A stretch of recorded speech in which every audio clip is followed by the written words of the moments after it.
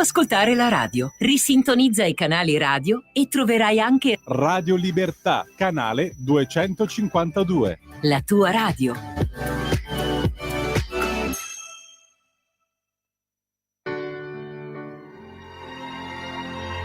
Tra un manifesto e lo specchio.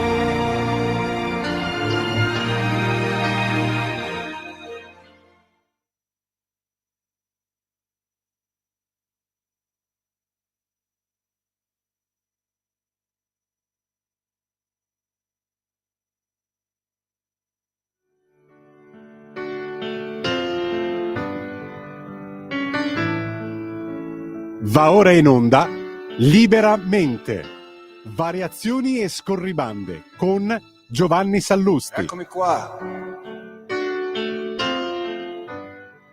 Sono venuto a vedere lo strano effetto che fa la mia faccia nei vostri occhi e quanta gente ci sta. Buonasera a tutti e bentornati a Liberamente, variazioni e scorribande qui su Radio Libertà. Allora, quest'uomo Franz Timmermans è davvero la realizzazione dell'aforisma errare è umano, perseverare è diabolico. Ebbene sì, dobbiamo ancora occuparci dell'ex commissario straordinario per il clima, uomo forte del Green Deal delle istituzioni europee. Mi rendo conto che non è il miglior viatico verso la cena di stasera, ma è lui che, nonostante le ultime notizie, non solo non va a nascondersi da qualche parte, quantomeno tatticamente per far passare la Boriana, ma anzi rinfocola, ma anzi rilancia.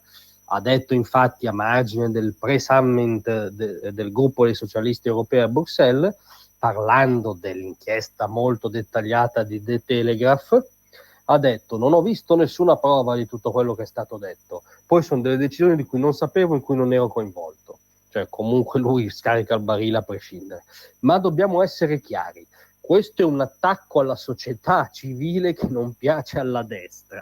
Cioè, l'ipotesi che la commissione di cui faceva parte, di cui anzi era uomo forte soprattutto rispetto al dossier in questione, finanziasse delle lobby green tese a influenzare il dibattito pubblico e soprattutto l'iniziativa legislativa all'Europarlamento, tutto questo è un attacco alla società civile che non piace alla destra. Ma quale società civile c'è in ballo? Alcuna. C'è in ballo un possibile traffico tra euroburocrati, lobby green e dibattito e decisioni influenzate. Non c'è la società civile in questa equazione. Anzi, tutto ciò veniva fatto alle spalle della società civile, facendo trangugiare alla società civile il fatto che il Green Deal fosse una necessità oggettiva, e invece era al portato di interessi soggettivi molto pesanti.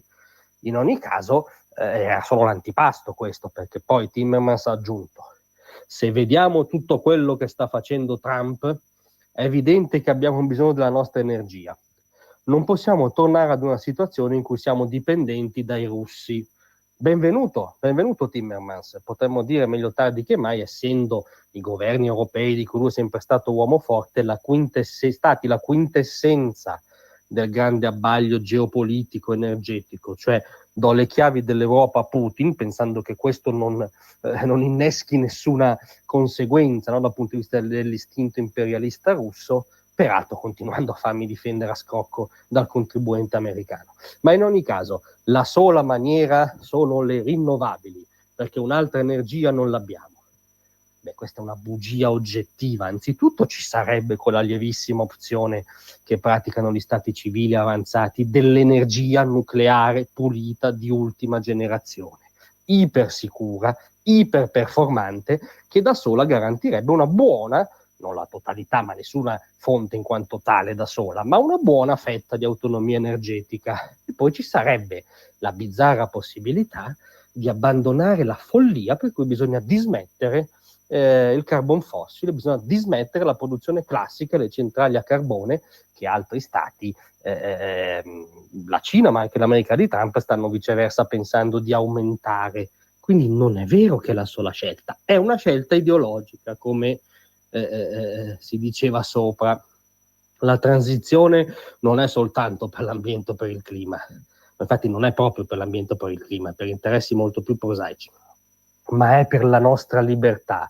Per tutto questo abbiamo ancora bisogno del Green Deal, cioè l'ultima euroballa, francamente, che aggiorna il concetto di faccia tosta, è che il Green Deal serve alla nostra libertà. Il Green Deal, che implica la dismissione forzata di intere filiere produttive dell'industria principale europea, automotive, che implica la ristrutturazione forzata di abitazioni, tendenzialmente delle classi popolari prive di risorse, che sostanzialmente cala dall'alto in nome di un teorema ideologico una decisione così impattante per il futuro sulle vite concrete dei popoli europei, tutto questo in nome della libertà. Capite che davvero stiamo esaurendo le parole e i concetti per commentare le iniziative di questo signore. Grazie a tutti, a domattina.